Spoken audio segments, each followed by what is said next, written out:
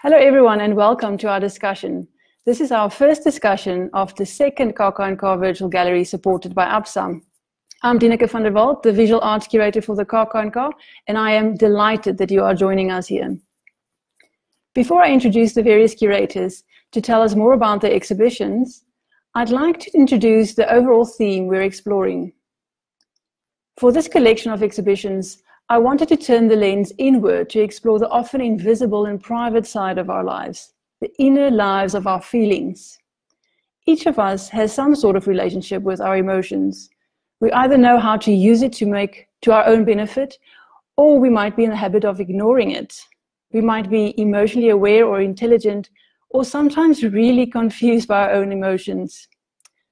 Sometimes we secretly hide our feelings from the people around us, and I'm sure we all know what it feels like when someone plays on our emotions to sway an opinion. We experience wonderful feelings that we want to make last forever, and then there are also emotions that we find rather uncomfortable, feelings we might try to ignore and avoid. We say things like our emotions get in the way, whereas scientists actually believe that many emotions have developed to keep us safe from harm. For instance, disgust, regarded as one of the basic and universal emotions, has a physiological reaction, making us pull away from the object of disgust as a way to physically protect us. But our bodily responses are not the only ways in which we feel. Emotions are nowadays considered more than mere reflexes. They are regarded as immensely complex systems, also responding to the cultures we live in currently.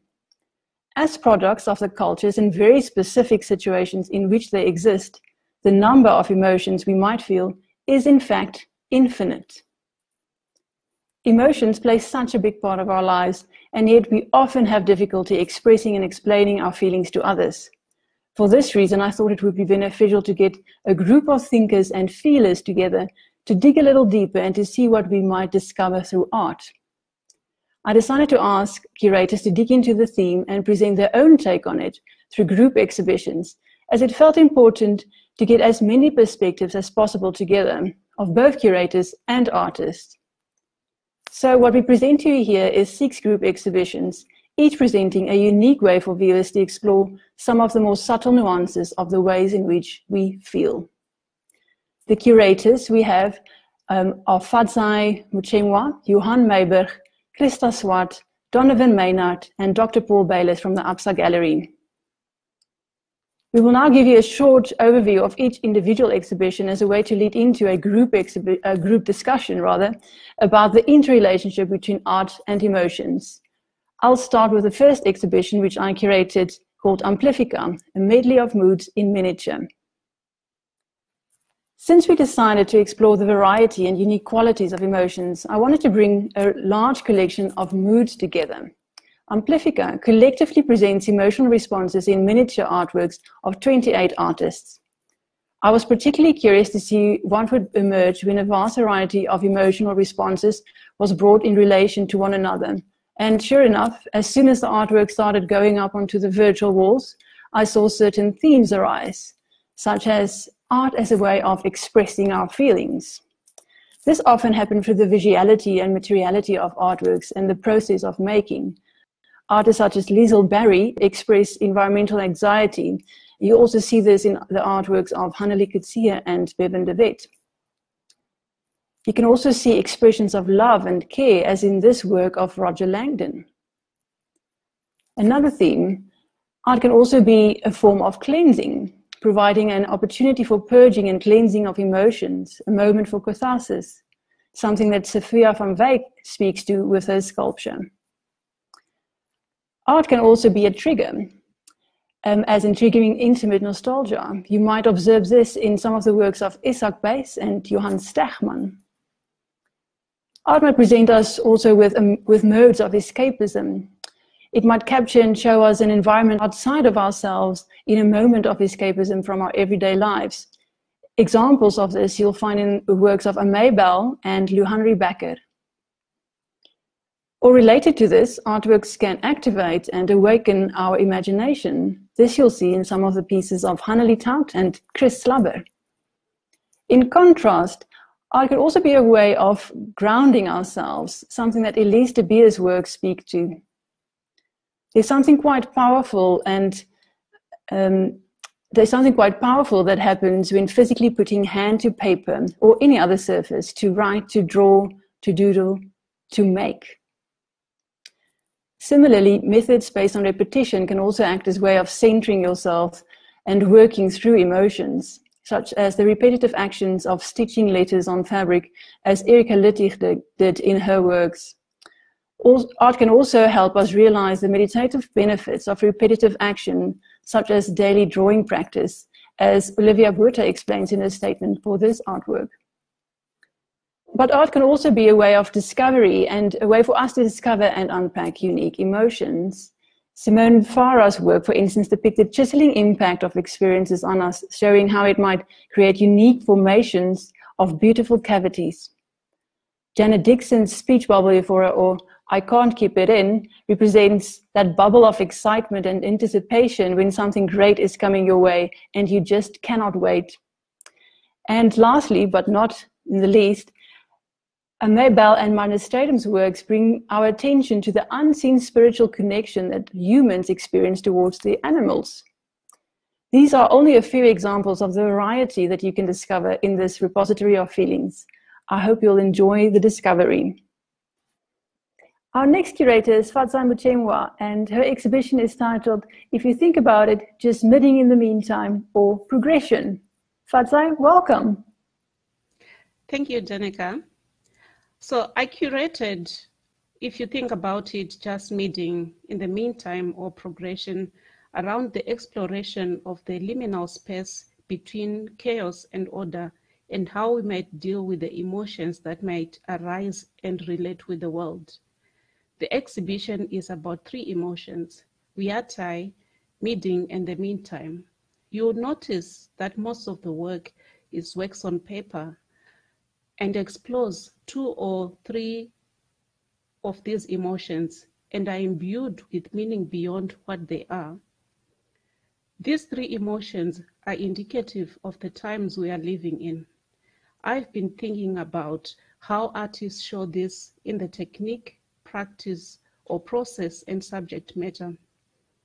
I've been particularly interested in methodologies of care in artistic practice. I've also been researching archives and the contradictions and ambiguities that exist in museum archives, hence the choice of wax on paper because of its connection with archival material. Viatai points to that aha moment when one realizes the absurdity of modern society, like we are always on the verge of transformation, and how precarity is so obviously a state that we are living in. Nothing is ever certain. So I met Laura Dihad in 2019 and became quite interested in her recycled portrait series. Her cultivated series reproduces aspects of the photographs she uses as source material while simultaneously evading the subject, keeping aspects out of reach. I find the dead interesting, particularly the famous and infamous ones we still talk about. I identified the portrait of a man who looked eerily like Karl Mausch. This work is not part of this exhibition, but the reference here is to illuminate my interest in the emotion of Viatai. Mausch is often at the center of controversy surrounding the Great Zimbabwe Monument and is relatively unknown to many, yet his presence in the archives is an example of a bearing and protecting. Viatai also points to the absurd and the unexpected.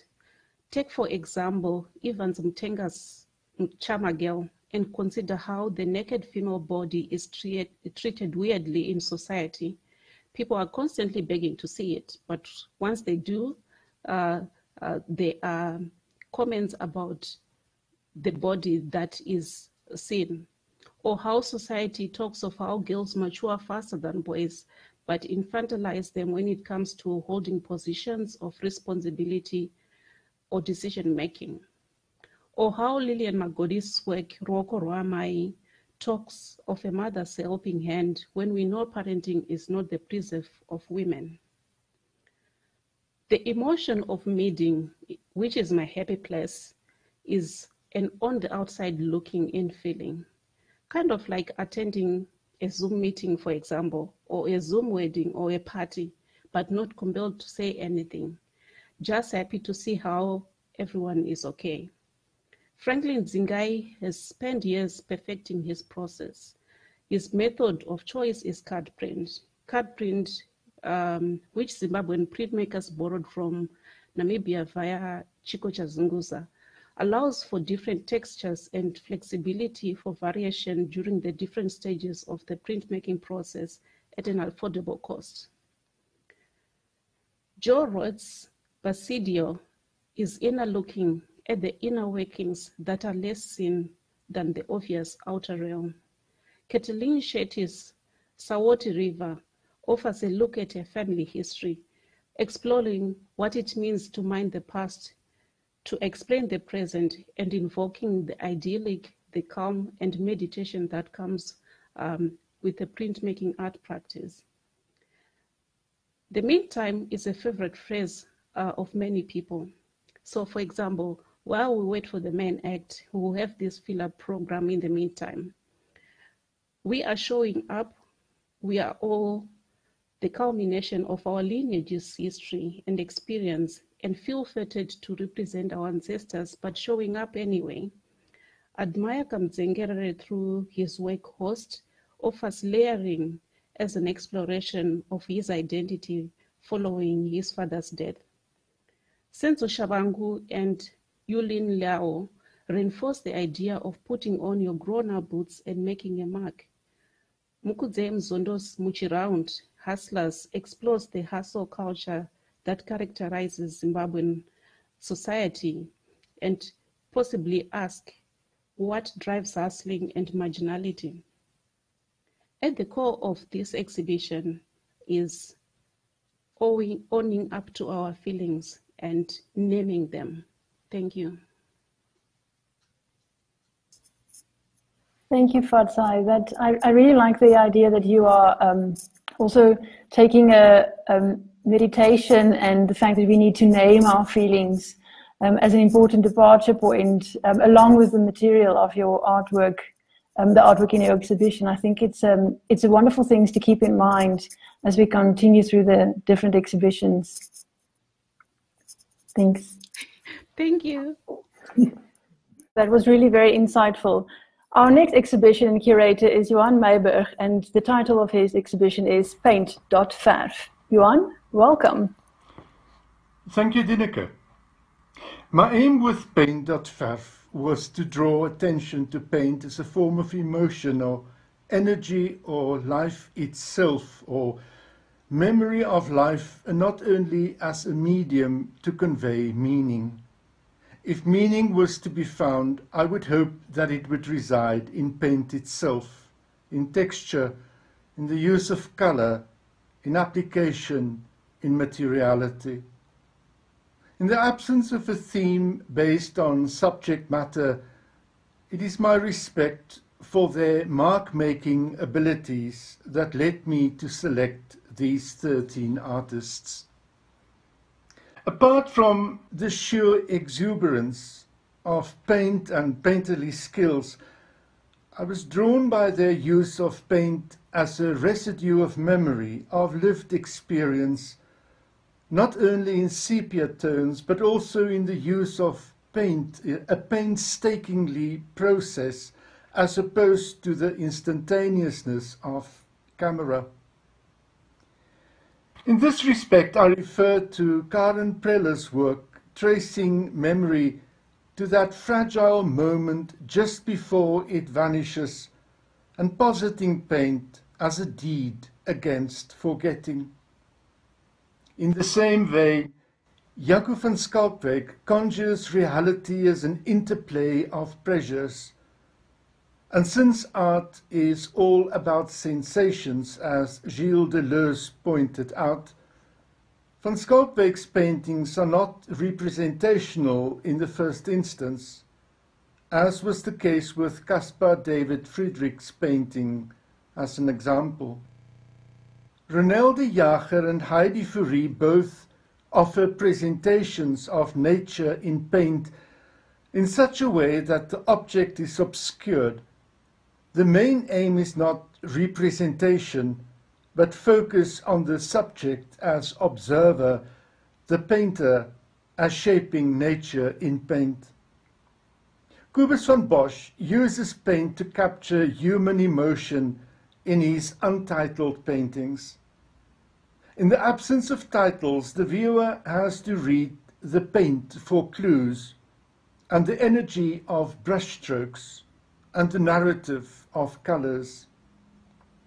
Nhlanhla Nhlapo introduces by means of cutouts a montage of memory into a field charged with thick layers of paint, producing a contrast between smooth and unsettling modes of remembering. In her painting, Hedwig Barry mines the archaeology of a reworked canvas, a palimpsest becoming a flowering memento of mourning.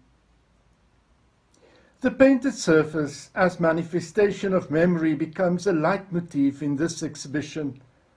In Catherine Meerding's work, memory and journal seem to overlap, becoming a testimony to the process of painting. The process and how paint and mark making serve to dictate the painting is something that intrigues me in Bastiaan van Steenis's artworks. Herman Nibo I selected for his landscapes bursting with energy without any of that energy seeping out.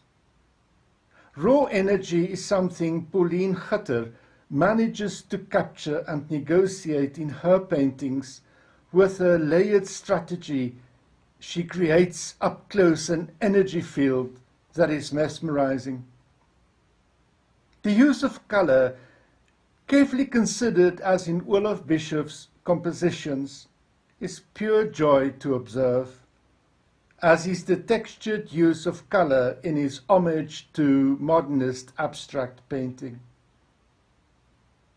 From his own special hue of Yves Klein blue to the curiosity with pushing paint over the surface, André Naudé secured his position as one of South Africa's foremost painters.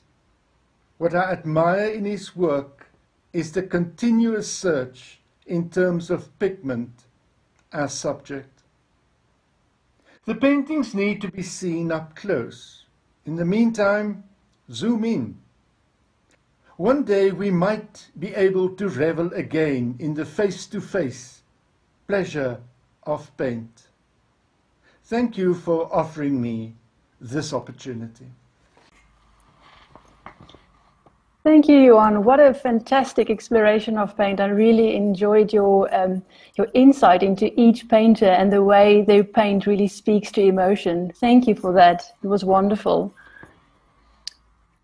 Our next curator is Christa Swart, and her exhibition is called Something Pauses. Christa? Hello, Dineke. Thanks so much.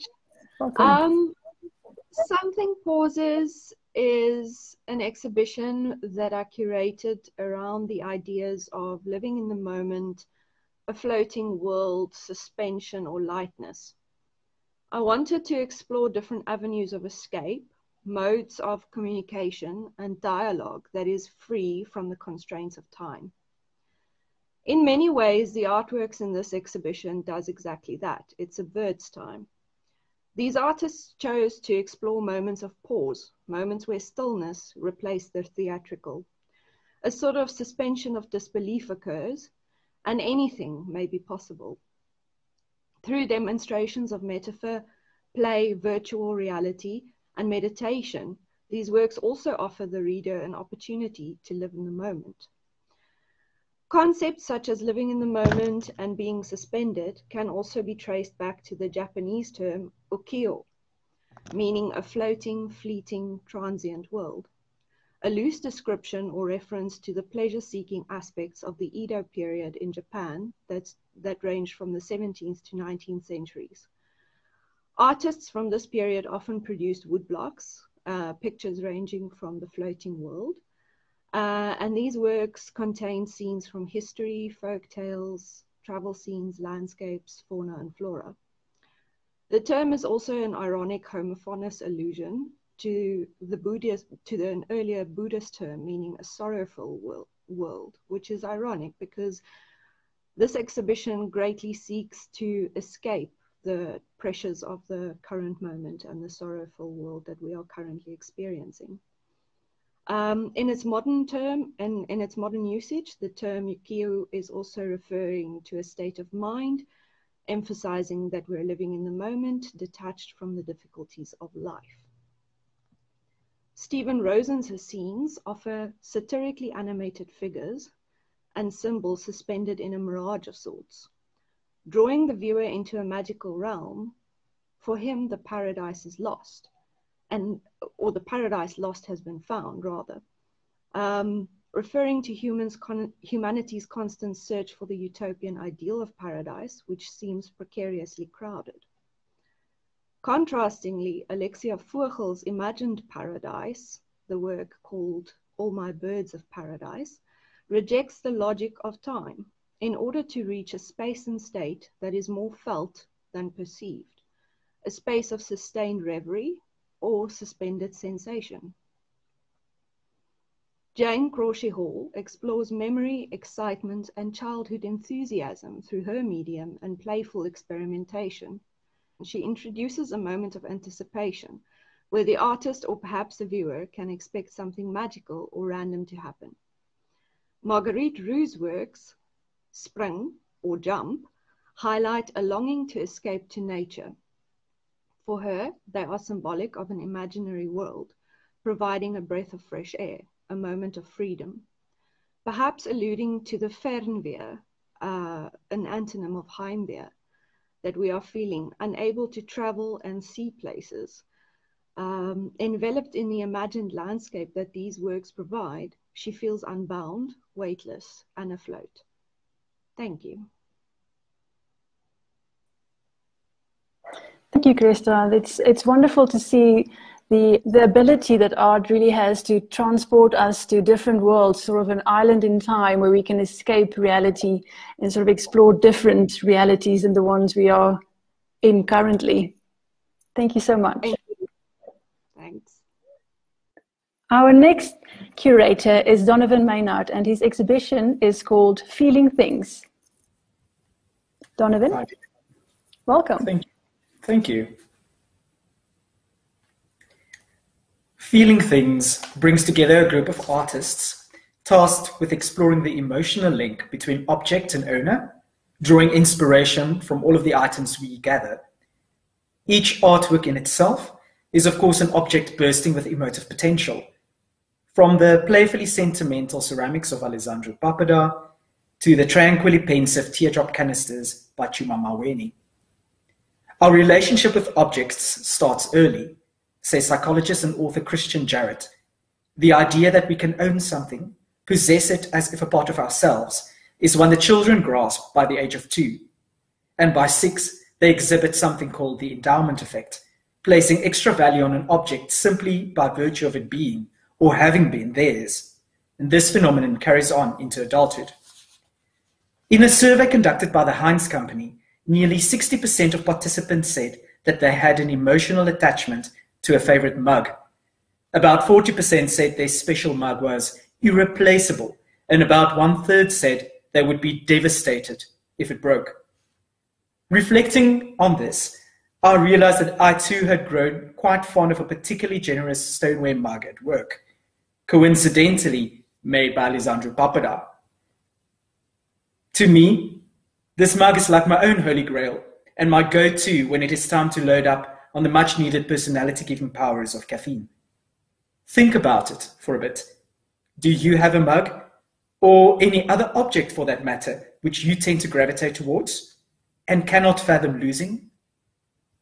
We surround ourselves with material things that are invested with memories and emotions like joy, hope, wonder, love, longing, and melancholy. Our emotions can be easily influenced and manipulated by the objects we surround ourselves with, and even more so when a cherished object is lost. Ian Engelmore utilizes this feeling of loss and longing in his series of nostalgic ceramics inspired by oft-forgotten everyday things, such as Tupperware lids, stamped bricks, and municipal tap covers. For many, the familiar presence of things is a comfort. Things are valued not only because of their rarity, cost, or historical aura, but because they seem to partake in our lives. They are domesticated, part of our routine, and so of us. Their long association with us seem to make them custodians of our memories, so that sometimes they reveal themselves to us in strange and unexpected ways. Familiar things and artwork seem to comfort us. We yearn to be comforted by beauty, nostalgia, and the tactility of objects we care for and welcome into our daily routine. The stoneware figures Tally, Aldwin, and Emine, created by Adela Friedman, mimic pocket-sized toy dolls, each carrying with them a pocket-sized treasure of their own. These figurines provide a sense of comfort and whimsy, just like their toy counterparts. Evidence has shown that doll play activates brain regions which are associated with the social processing and empathy, indicating that doll play enables children to rehearse, use, and perform these skills, even when playing on their own. The mixed medium sculptures assembled by Max Kayers also touch on the all-important aspects of creative play. These sculptures closely resemble toy figurines and take on unique personalities of their own. They become anthropomorphized, much like the more serious socio-political sculptures Victim 1 and 2 by ceramicist Ali Nabavi. When we perceive something as human, then that renders it worthy of moral care and consideration, writes Julie Beck, author for The Love of Things. Toy Story 3, in which a grown-up and his anthropomorphized toys part ways, is widely regarded as a very emotionally devastating movie. Beck continues to write that she has often blamed Toy Story, the franchise, for the guilt she feels about the pile of abandoned stuffed animals in a childhood bedroom. Objects can hold powerful associations.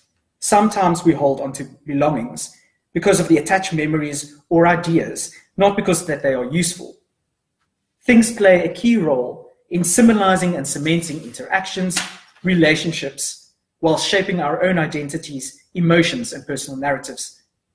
We all have them: childhood stuffed animals, inherited crockery, postcards, faded letters, photographs. They remind us of a person, an era, a place, a feeling. Thank you, Donovan. I certainly have quite a number of objects that I feel quite attached to, most of them family objects that I've inherited and artworks and sculptures. It's wonderful to be able to actually explore these connections that I know we all actually have with the objects that we surround ourselves with. Thank you. Our next curator is Dr. Paul Bayless from the Absa Gallery, and the exhibition is called Emotion. Hi, Paul. Welcome. Hi, Danica, and great to be here, and just welcome to my fellow curators as well. It's an honor to be able to share the platform with them. The title of the exhibition that we've brought is Emotion or Emosi, and this exhibition was specifically designed for where we find ourselves at the moment. And what I mean by that is we're living in a digital world. Things more and more so, we are, because of the COVID-19 pandemic, we're forced to almost do things virtually, remotely, and not be able to work in a tangible world where we can touch things, and particularly around art, where ourselves as curators really enjoy that sort of feeling of being able to handle artwork, hang it, and almost experience that. So the exhibition that we've specifically designed for this year's KKNK and really plays on the tagline that the KKNK have brought us this year's KKNK everywhere, or forgive my Afrikaans, KKNK orals. So through this particular exhibition, what we've done is we've brought work that would particularly work well within a virtual environment. That would include photographic work, video work, and audio. It allows more so because you're not just relying in terms of your sight, but allows you to use more than just one sense or your senses in experiencing the particular artwork. The artists that we selected specifically for this exhibition come from the top 100 of the Absa Atelier and include artists from across the continent with representation from Kenya, Ghana, Mauritius, and a number of artists from South Africa. What we instructed each artist to do was to select a particular emotion, that they were particularly more in touch with, so to speak, and convey that emotion through their particular artwork or their particular medium. Now, the question you might be asking is, why this particular topic? Why emotion?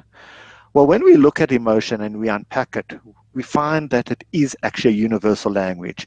Regardless of your cultural background or the language that you speak, all of us react and all of us understand emotion in one form or another. Each person's response as well to a particular setting, a particular artwork, is unique. And that response is very much based on their past, can be based on their social context, it can be based on their previous experiences and what they've been through. So as you as the viewer go through this particular exhibition, you're going to be faced with a number of different artworks. And your response to that is going to be fairly unique to how someone else might view and interact with that particular work. So the ask really is, as you go through it and as you engage with the work, is to really look at your response and to see how does that particular work make you feel? What's that feeling and that sensation that it evokes within yourself? The medium that we've also chosen, as I indicated, is very much specifically gauged towards a virtual and a digital environment. The medium, when we look at art, is a fairly recent medium. Digital work has really only been around for the last 20 years. When we look at the duration that painting and so on has been around for over the last number of centuries and so on. So the medium that we specifically chosen is very much more recent, but at the same time, you can engage with it with a number of your, as I've indicated, a number of your different senses. So not just using your sight, but you can also listen to the particular work. You can using more than one of your senses to engage with that work, or as a viewer deciding to say, well, be more selective and say, well, even though it might be a video work that's got audio to it, is to close your eyes and actually just listen to that particular work and see what sort of emotion it evokes within you. So through this particular exhibition, we're asking you as a viewer, go through it, open yourself up to it, and then see how you actually respond from an emotional perspective as you engage in each particular work, and then looking at the works as a whole at the same time. So to Danica, thank you very much. It's really been great to be part of this program and part of the KKNK 2021 with yourself. It's really been a fantastic exhibition, and just to say a big thank you to each of the participating artists as well, that we've, in terms of the unique selection of artworks that we've been able to present this year. Thank you, Paul. You really do have a wonderful presentation. And what I especially like is the focus also on different senses and the importance of different senses on our emotions, how we feel things through our eyes, but also our touch and the way we listen, and the importance to actually consider every sensation and every sense we have as a way of influence on our state of being. Really fantastic. Thank you so much. It's so lovely to have you as part of the collection of exhibitions. Thank you very much. And now I would like to open up the floor and bring all the curators together, because I think it would be so wonderful for us to have a group discussion about the collective theme. Here you all are. Thank you so much for joining. It's really been wonderful to listen to you all and to hear what you have to say about your exhibition, your specific approach. You each have a very unique way that you approach your exhibition and the topic of emotion and art and how we bring it together. So what I would like for us to discuss now is the way that your different approaches link to each other, but also might differ in some ways in how we connect art and emotion. What is it about artworks that has an emotive quality, and what is it that you feel is important that art can actually bring to the discussion about emotion and feelings? Is there anyone who would like to start the discussion? Okay, I'll get it. You go. I think for me personally, artworks, without a doubt, plant seeds of emotion through visual communication. They always leave us with hints and traces and illusions, or some sort of enticement through the visual cues used. We all have very personal, very subjective experiences when it comes to imagery, and I think the imagery that's often used in artworks to tell the stories that the artists wish to tell, that is for me where the emotion lies, because through those images and through those references, denotations, connotations, it's only through those things that we can actually go to our, I could almost say, emotional archives, the things that make us feel hate or love or fear or comfort.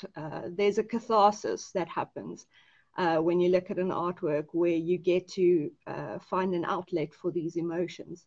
And I've often found that whenever I leave an exhibition, I'm filled with some sort of emotion, whether it is a deep, disturbing feeling, or whether it's something that makes me inherently happy just because it made me remember something from either childhood, or whether it stirred a memory that I held very fondly. I think it is these things that make art so valuable to us, and why I'm so grateful that we could have an exhibition titled Emotion and that we could participate in this conversation.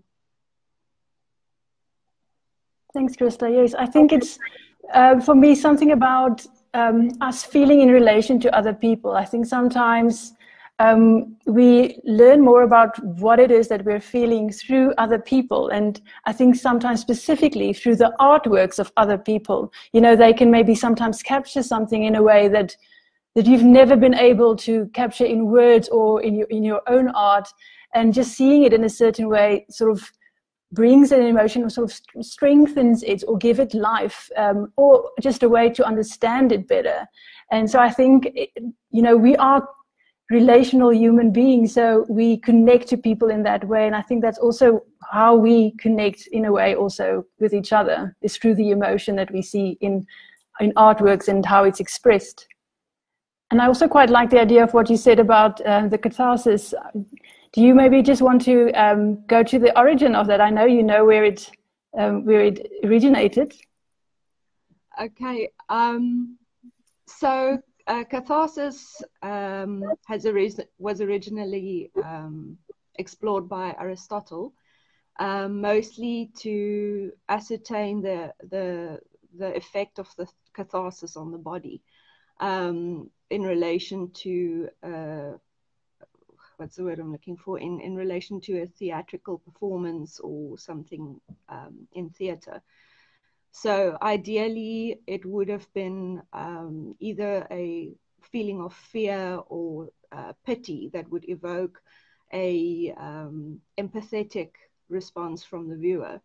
So I think that artworks, in terms of its visual communication, have the ability to stir empathy within the viewer. As you said, because we are relational beings, because we communicate, whether that be with theatre, whether it be with music, whether it be with visual languages, images, the things that we write, draw, bring into the pictures.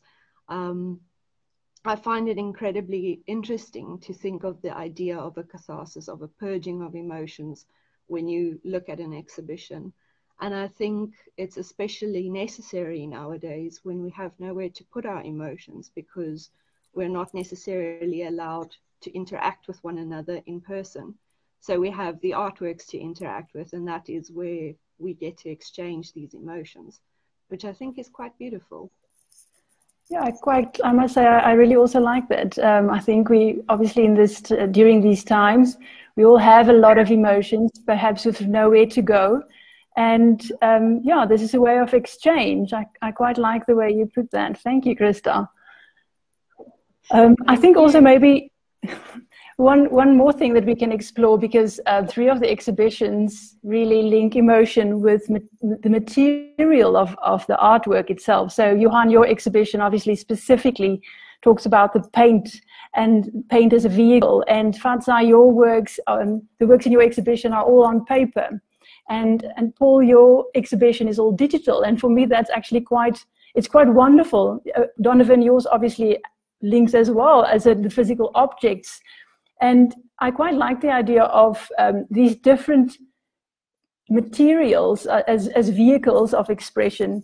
And the irony also in the way, like feeling things, Donovan, in your exhibition, it's about being able to touch the objects and paint. It's about being able to see that physicality of the paint, sort of being able to see what we, but also interestingly enough, when we are in a gallery, we are not allowed to touch the artwork, so we can't really feel the paint by touching it.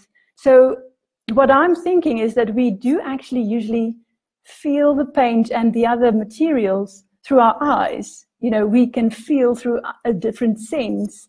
And in that way, our senses, I guess, must be related. But perhaps one of you want to pick up on where I'm headed here, since I think you all have something to add quite valuably. Well, if I can add to that, I think, I think we tend to look with our hearts more so than with our eyes. That immediate knee-jerk reaction when you usually see a work that speaks to you, per se. And ironically enough, working in the Clay Museum, people tend to not want to touch the ceramics. And most of the time, you can actually see who is a potter who works with clay. They're the ones that tend to gravitate towards the physical objects, and they touch the ceramics. Because there is a sort of an emotive quality hidden within the tactility. And I've read up on it as well. There seems to be a trend to go back towards this tactility, to engage with the earth, to do pottery, to paint, to create. And I think that links with Krista's catharsis as well.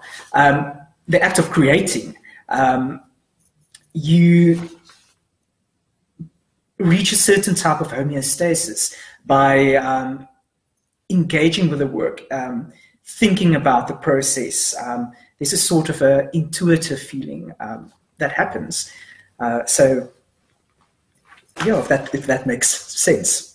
It makes sense, complete sense. Thank you, Donovan. I think, Fatza, you've mentioned quite a lot the process of making as an important part of exploring emotion.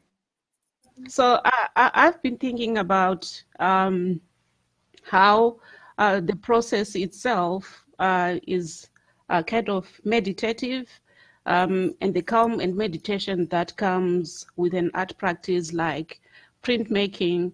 I'll give an example of Admaya Kamzengerere's work, The Host.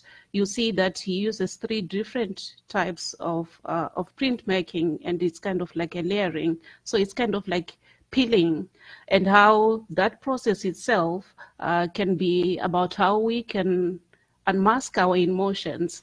But more than that, because most of the work that I chose for the exhibition is works on paper, I was also thinking about how now paper is readily available, so kind of ephemeral as well, and how we have, through this pandemic, realized, or I have realized, that what we take for granted sometimes is not certain. It can just like that go away. Kind of like how we used to take for granted meeting and socializing, and how a human touch made us feel human.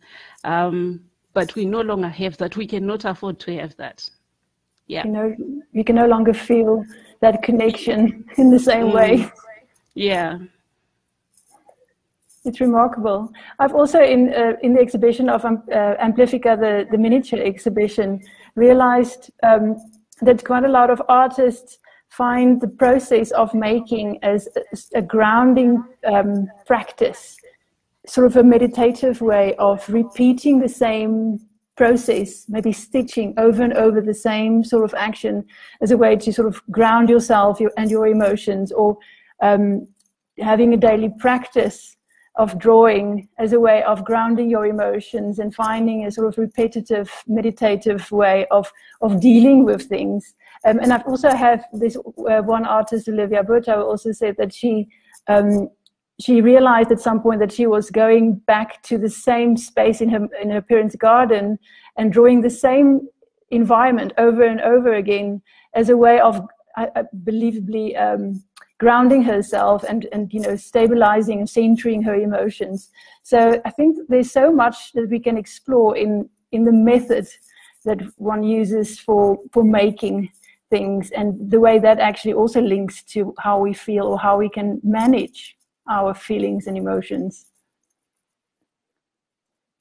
I don't know if you have something to add, maybe, Joan?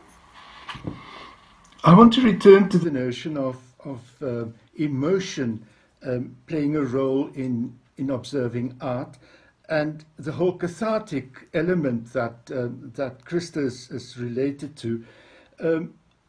You enter a gallery, or you leave a gallery blown over with emotion because you've been touched by what you've seen in the exhibition.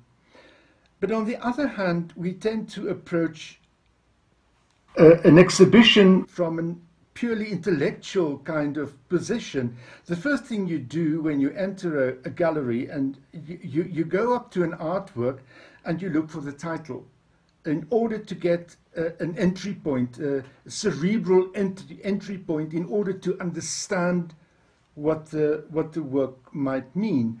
The second thing you do is to look for a ream of any kind of explanation or artist statement in order to understand. I think both are important, the understanding of art, but also the feeling, the sensation of feeling art. And I think that's something that this exhibition, or this whole approach, Dineke, that you came up with, I think it's laudable, because it prompts us again to ask for the moving element and not necessarily the understanding element of art. I think that's a wonderful point that you're making as well. And connected to that, or linked to that, I think, is I've been thinking about the idea of which emotions we feel through art. Are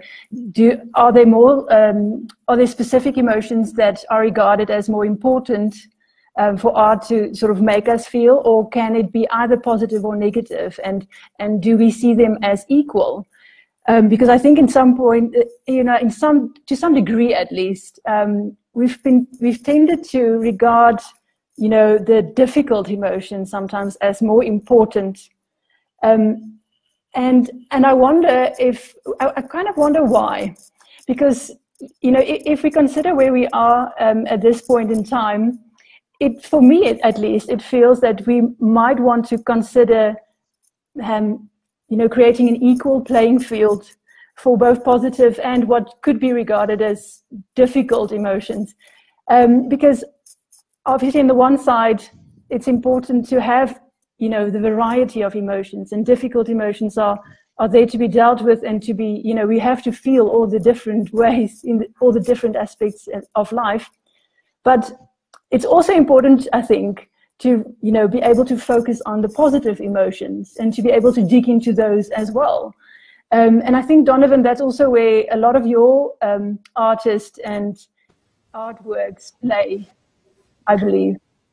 Yes, that's correct.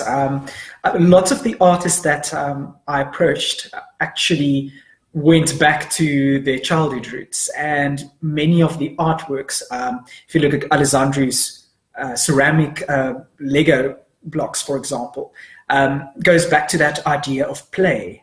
The same with Adela's ceramic dolls. So the whole idea of being able to play, that childhood innocence, that sort of comfort you feel in objects, for that matter. I think we tend to gravitate to the more difficult emotions because it's sort of what's expected of us, I guess, at times. And we forget that, yes, things might be difficult, but you are allowed to be happy. You are allowed to feel comforted by something. You are allowed to revel in nostalgia, in sentimentality. Nothing's wrong with something being sentimental. So I think the artists, especially in feeling things, there's quite a nice balance between the more positive aspects, the lightheartedness, and then also one or two pieces that might be a little bit more pensive or a little bit more difficult, if I can put it that way. Or challenging. Challenging. What I wonder is, sorry, I'm jumping in. I feel like I have so many questions. What I wonder is whether we've perhaps considered, you know, challenging emotions more complex in the past than, you know, the more positive or lighter emotions. Because I think they might have an equal sense of complexity if we start to unpack them. And I know, Christa, that the work of Jane in your exhibition, I believe, linked quite beautifully with the ones that Donovan just mentioned.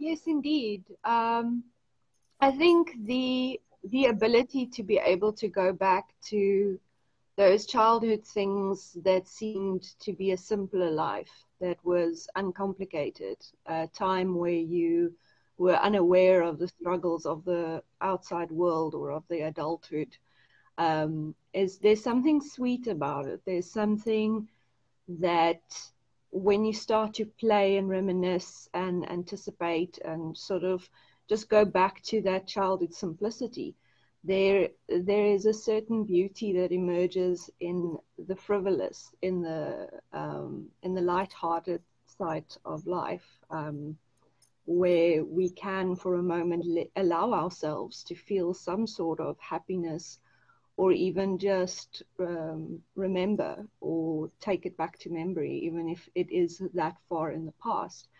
Although I think play is as much relevant and important for us as adults as it is for children, because if we stop playing and if we stop learning and anticipating, then I think there's a very precious part of life that goes missing. And I think this exhibition certainly helps or allows the viewer to consider what it means to be to take yourself back to childhood dreams and to play, to escape, to conjure magical worlds where anything may be possible. I think there is something very necessary in that, in terms of what we are currently experiencing, just to allow ourselves to escape.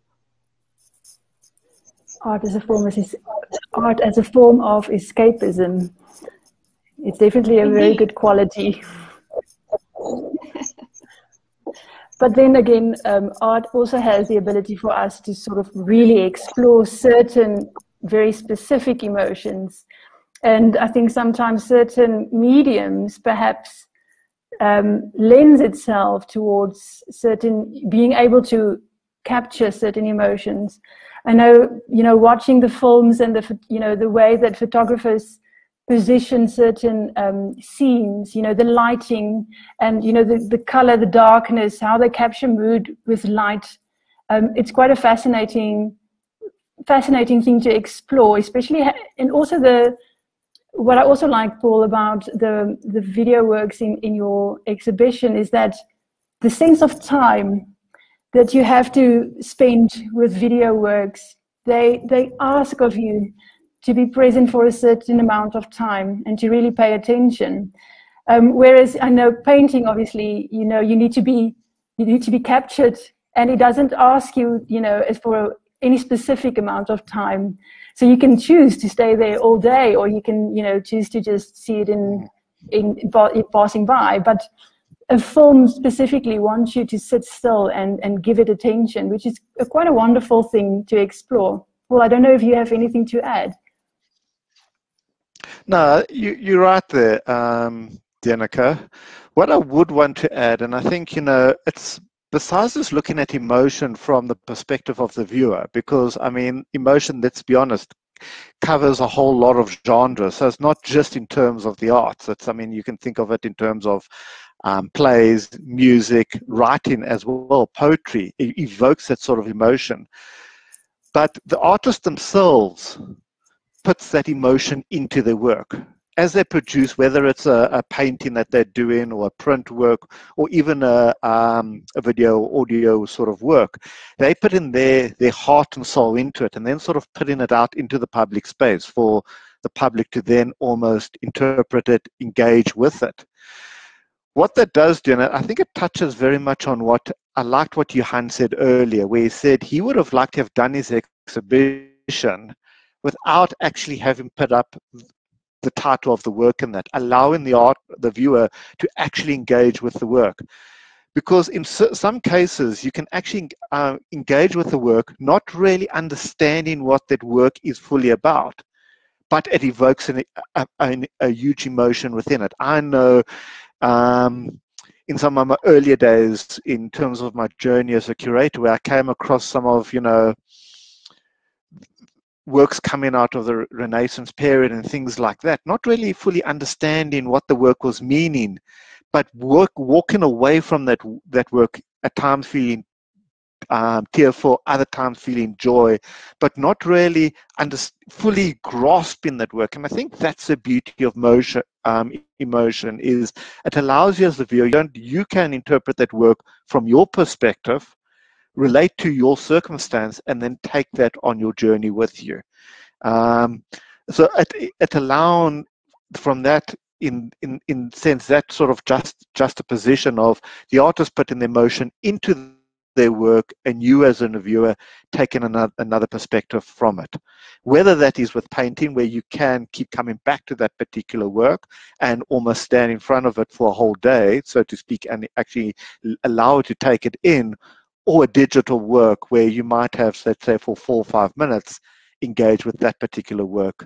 And maybe using more, as I said in the introduction, using more of your senses, because it now becomes audio in addition to sight and so on. Yes, I think that's a wonderful thing to be able to explore how, especially also because I know the artists in your exhibition indicated which emotion they, link their work to. And I think it would be quite fascinating and insightful to see what others read into the work and how that might differ from what the artist, felt they were portraying and capturing. Because I think we relate to it differently quite often. And you're right there. I mean, the artist is bringing their perspective, their experience, their situation into the work. And then at the same time, as a viewer, you taking that away, from it. And it allows for that almost dialogue that you can now have with that work, where you can actually say to the artist, while you almost engage with yourself, to say, I'm not feeling that emotion, or why are you actually expressing that emotion? I see it very differently and so on, but this is what I'm taking away from it. So it allows you to start questioning and engaging more deeply into each of those works. Certainly. And while you were speaking now, it also made me think that perhaps what then also is happening is that we are actually learning from each other's emotion in a sort of say for instance, the artist decided that they or indicated that they captured a certain emotion, and a viewer or a few viewers say that they are seeing different things they're reading different things into this artwork.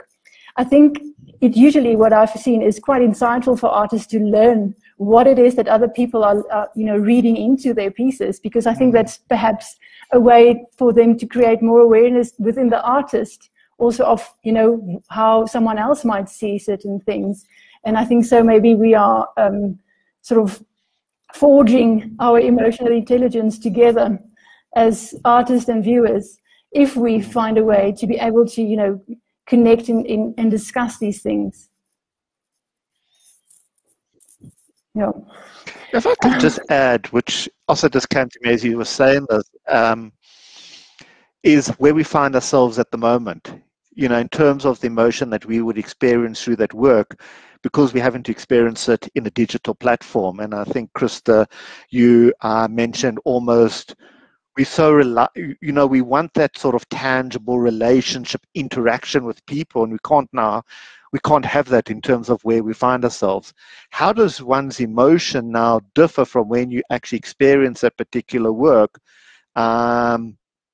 within a physical environment? If you, I think of some of the works on Johan show, which are very much more large-scaled works that you tend to appreciate more within a physical environment that you might not be able to actually appreciate within a virtual. But then, if you look at some of the digital work that we've put on into the Absa exhibition, your interaction with that, it might be close. You might feel closer to it, depending if you're watching it on a big screen TV in your lounge, for example, versus a small screen in a gallery. So that interaction as well, in terms of how that work is actually positioned, both within a physical and a virtual space, could also change your emotion in terms of how you react to that particular work. I definitely agree, because especially with the miniature exhibition, what I find, there are quite a number of ironic features in all the exhibitions, I believe. But with the miniatures, obviously they are usually so small in real life, if you would see them in a physical space. But if you have a screen, it depends on the size of your screen. You can literally blow them up any size you like. So they are, if they live in a digital realm, they really aren't really miniatures anymore. That's why it's quite nice to have them in a virtual room where you almost can't see the tiny pieces, and you have to almost peek into the emotional state that's captured in this tiny image on the wall. But being able to sort of bring it into your big screen, and I think it changes something about the way we experience it. And I think it's quite fascinating that we are able to explore it now. And I think the same, Johan, you also envisioned this, that people would be able to zoom in to the paint to be able to see that texture, because you included quite a number of detail shots of the paint itself, right? Yes. The one you used, I think it was on your cover. It was Pauline painting. I mean, without seeing the totality of the painting, you can just marvel at what's happening in front of you in that sort of 5 square centimeters. It's a volcano. It's yeah, I mean, you can go into all kind of sort of, I mean, a volcano, not in the sense of that's what it is, but that sort of boiling and turmoil, or all that kind of emotions you can find there. No, I think you're quite right, and I was enjoying listening to all of you on how you sort of tackled the project. Paul, I think it's brilliant that you've used that you opted for digital work. But again, my whole aim was to, you see, what I during the lockdown, the first lockdown, I was sort of visiting the Uffizi Gallery in Florence on a daily basis, and I've seen work that I've never seen before because it's so overcrowded. You can't get up close, and here I can sit and I can sort of zoom in and I can see things that I've never seen before. So it's not only a downside, the whole digital experience, what we're sitting with. We do have problems and limitations, but I think there's a vast sort of world that have opened up for us. And I don't think we will ever be able to see things without the lens of COVID-19. I think it will always be that time when we were locked in and we could not see in person or face to face. And I think it's a wonderful thing that we've had that, or that we are having that kind of experience. It makes us, it creates an opportunity for us to explore the things that we are missing. Indeed. And also, I think the digital platform, it really does have its upsides. And I think it creates a wonderful way for us to connect, because it might have been really difficult for all of us, for instance, to get together in a different, like in a physical room, even in, like pre-COVID times. So there are wonderful ways, that the times that we are in, we are actually finding new ways of connecting and realizing the ways that we can connect with other people and with artworks. So I think that, we have quite a lot to work with. I also want to ask Fatza about your the materiality of the paper that you mentioned earlier. Because I find it so fascinating that you mentioned that ephemeral quality of it, this sort of feeling that it has this delicateness, the paper that artists work with. I wonder if you want to elaborate on that. Okay. But first, before I elaborate on that, I want to say something about what Krista and Donovan said about happiness. So happiness is a standard, and the idea of the tortured artists exploring their dark emotions and all has in the past been the measure to see how powerful the work is. But I feel like there needs to be a balance.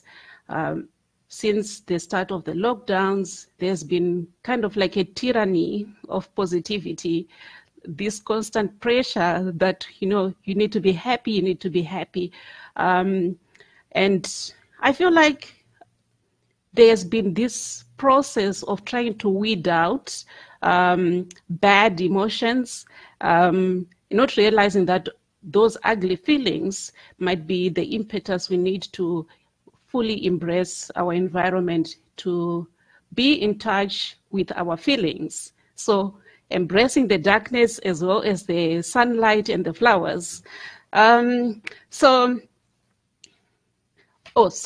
get back to your question about the ephemerality of paper itself, it's kind of how even our feelings sometimes are just passing. Sometimes you don't even realize that you have felt something. You realize, oh, that's what I was feeling that day, when maybe you have that kind of like deja vu moment. The fleetingness of our emotions and the way they relate quite beautifully with that quality that you've noticed in paper. I think that's a beautiful metaphor to have. And it's also then, I like the idea of meaning that's embedded in the material that's used within artworks itself, such as the paper then. But also, thinking of Krista, again, of Jane's artwork, that hundreds and thousands that she used in her artwork, that very playful material, it so significantly speaks to what she's wanting to say in her work. And then, Joan, I think it's one of your artists who had a quote about the vessels of, art being a vessel that captures an emotion. I wonder if you can maybe bring that, if you have that to mind, if you can maybe share that with us, because I think it links so beautifully with Donovan's exhibition. Yes, that was Herman Niebuhr, and I think what he did was exactly what you said, is that filling a moment to the point where it might burst at any particular moment, because it is so filled with, and I don't want to say emotion, but I mean that moment before the sun rises, that particular moment just before everything is bright and open, and I think that's what he wanted to say is to portray in his pictures or in his paintings the sense of fullness to an extent, without there are always cracks. There's always a crack that where light can seep through, but he doesn't lose the energy. He's working with energy, with paint as a vehicle for energy. And I think it's that balance, and I think to some extent that's what we all talking about. We have emotion on the one side, and I said we should not over intellectualize, but you cannot have only emotion. You have to have the intellect. You have to reason after you have felt, or you have to feel after you've reasoned. To come back to Krista's whole cathartic notion, there's that sort of reciprocity that you have to have that balance. You have to have a close face-up sort of experience of art, but we also we have to have this kind of digital experience where we're not in a face-to-face situation. I think it's a wonderful thing to consider, and I believe, Donovan, you might have something to add.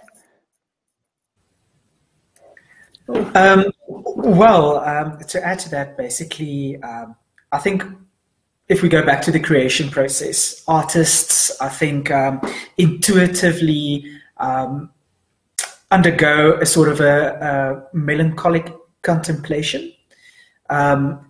We basically, in most cases, you start with an idea, and you start creating this artwork, which ultimately I think leads to an emotional equilibrium.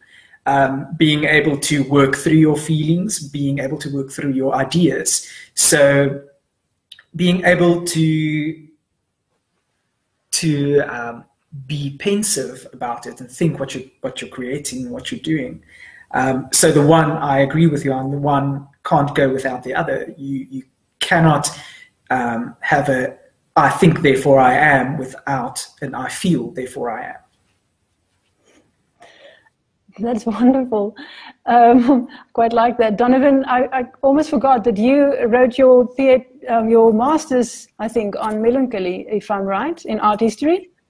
I did, yes. I focused on melancholy and how artists tap into melancholy as an emotion when creating works, and how that influences certain viewers, and the whole idea that melancholy is usually seen in a negative light, but it has so much positive potential in the creation process.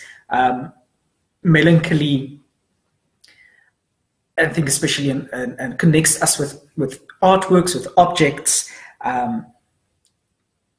if I can put it, in the fact that it's basically embedded, different sort of emotions embedded in melancholy.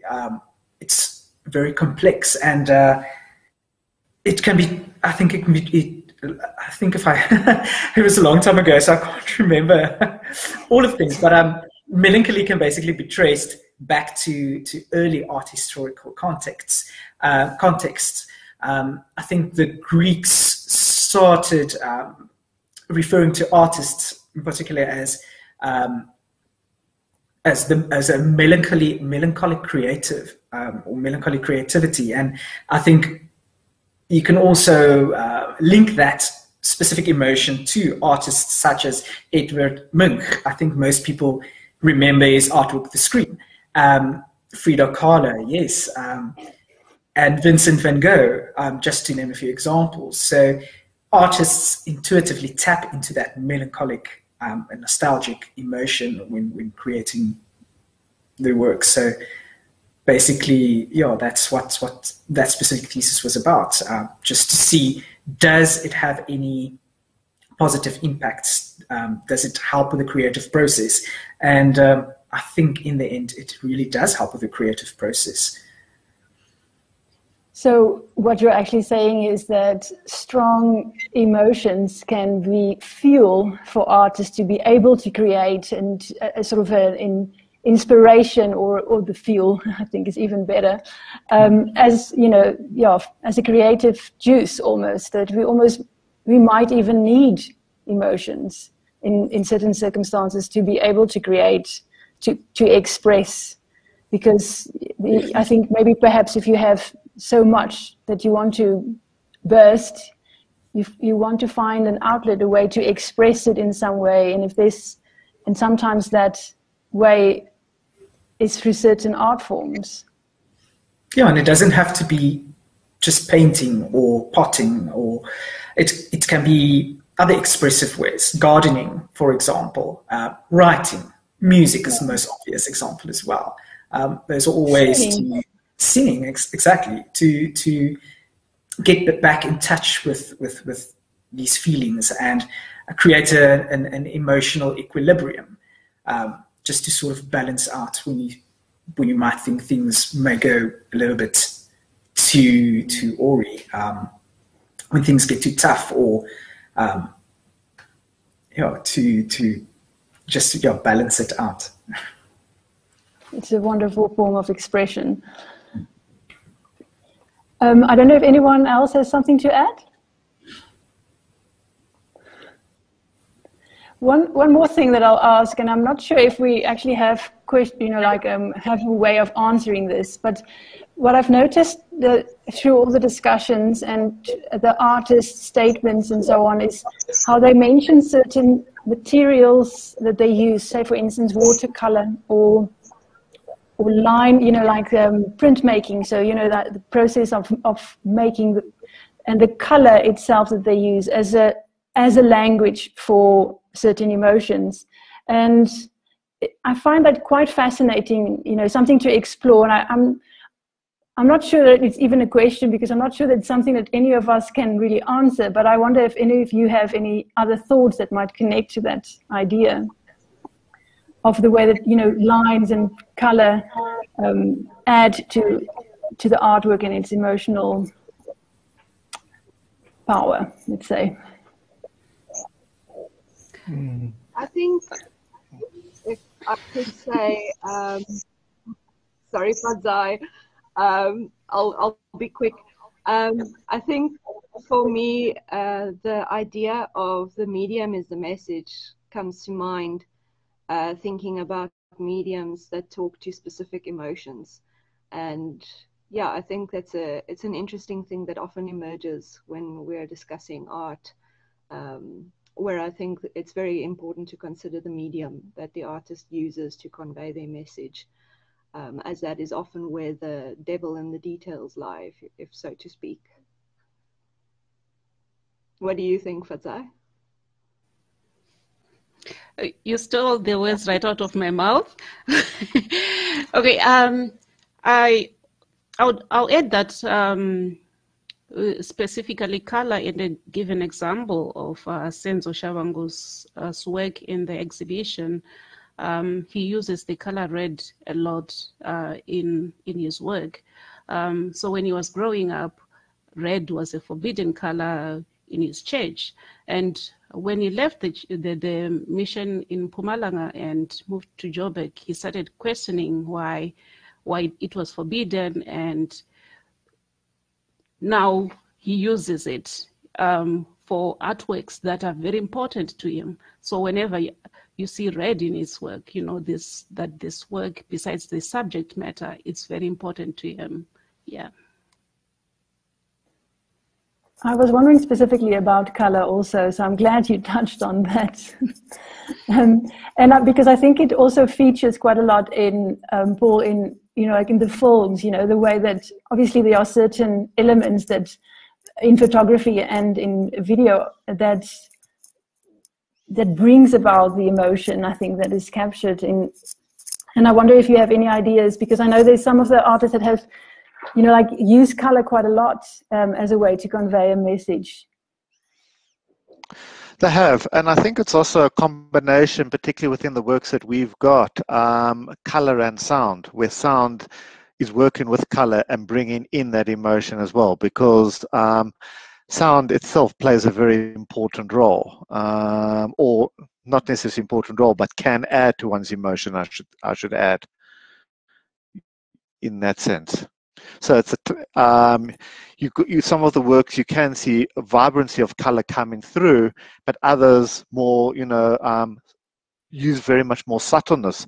But how the artist has then combined that with the use of sound through that, and also the speed of the work, that you can now also bring through it, the digital work is, in terms of, is your heart actually picking up a pace as you look at it, or is the work more a quieter sort of slow and moving work? So it's a combination of media that they're then bringing through the digital work that you might not necessarily be able to, or an artist has to somehow try convey very much differently works on paper or through paint works or more three-dimensional sort of objects.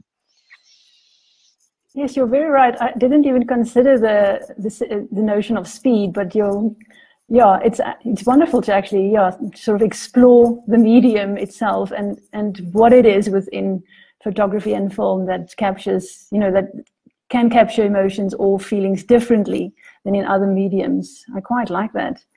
And I think also that, the color that you've mentioned, more subdued colors, made me think about Karen Preller's work, Johan, and how that maybe differ from some of the other pieces you have in your exhibition.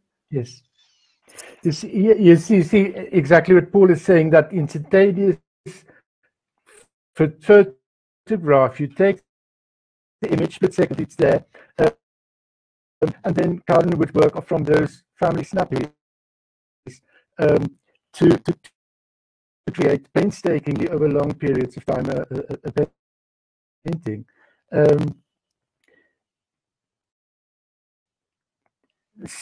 What I gather from that is that the only way to secure a memory is to paint it. It sort of counters the ephemerality of a moment, of a memory, and I think to extent that's what Jaco van Skalkwyk is also doing, working from imagery. But adding to it, sort of putting it through a filter, so that the paint quality also co-dictates what is the outcome of the work, so to speak. That's fascinating because memories itself are quite fickle. They change over time. They, like if you write something down now and over 10 years, it would probably differ quite considerably. So capturing it is almost inevitably changing it in some way, or stabilizing at least in like in a certain time period, which is fascinating. And you have to put a lens on it because it's through a certain perspective that it's captured. Sure. Sure. That's fascinating. What struck me working well, you have your parameters in setting out an exhibition, and only afterwards, maybe I'm just very daft, but only afterwards I sort of get glimpses of I didn't realize this. The works start to talk one to the other. There's a conversation taking place, and it was only afterwards that I realized the sort of the commonality of memory, how virtually all 13 of these artists make use of memory as a starting point. We spoke about, Donovan mentioned melancholia or melancholy, but what I found here was, and maybe you can add melancholy to that, but that memory and emotions attached to memory, they're all working from that as I think a starting point. And there you just touch on one of the most important things about exhibitions is when we bring artworks and various artists and their artworks and perspectives together, then we see things more clearly. You know, sort of, it's like we are coloring in the full, you know, like putting the pieces together to be having a more full color picture of emotions. And also the different approaches that each of you have taken with your exhibition. It's so wonderful to see how they all, you know, how they're very distinct, but how wonderfully they speak to one another. And I think it enhances, you know, the different exhibitions so beautifully. Donovan, I don't know if you have anything to add to the I was going to ask you about the discussion of color, if you wanted to add something, because I know there's quite a lot of bright colors used in your exhibition that is quite different, I think, to some of the others. Yes, and that's not the way I actually planned it. It just sort of happened. I think when I sent out the brief to the artists, it's interesting how many of them, once again, touched on the concept of play and nostalgia and thinking back, and then all of these pops of colors just happening. I mean, if you look at Gina Wilkinson's resin and ceramic cookies and candies, each of those pops of color actually is reminiscent of your childhood memories. If I look at those, I immediately think back to zoo cookies when I was younger, and specific colors being my favorites, and I wouldn't touch on the other colors. So simple things like that. And I think that's eventually when I chose the color blue for the wall of the virtual space as well, to sort of go with that sort of vibrancy of the works that the artists created. And blue in itself is a color most people tend to find relaxing, to find inspiring, and I think it just added to that sort of relaxed, playful, inspiring environment. It certainly does. I mean, it's a wonder. It has a different feel to it. Like when I started digging into, you know, the different ways that the word "feel" or in Afrikaans "voel," you know, how beautifully it linked in so many ways. I came across as saying that obviously that you know, a certain space or place has a feel to it. And what's wonderful is that each of your exhibitions really has a distinct feel to it. Like I feel differently when I walk into your virtual room, Donovan, and I feel quite differently, you know, when I walk into Absa gallery, Paul, with all the videos. And, you know, just I think it's the way that the space is curated, and I think it's also the combination of artists. And each of you brought together, like I think Johan, what you mentioned also, sometimes you don't even realize what you're getting, but you are putting out, I think, perhaps a certain energy, because at some time when you receive all the works and you put them together, certain things start emerging. So I think it's quite beautiful to see what it is that is emerging in the Absa gallery and in the paperworks of Fatza.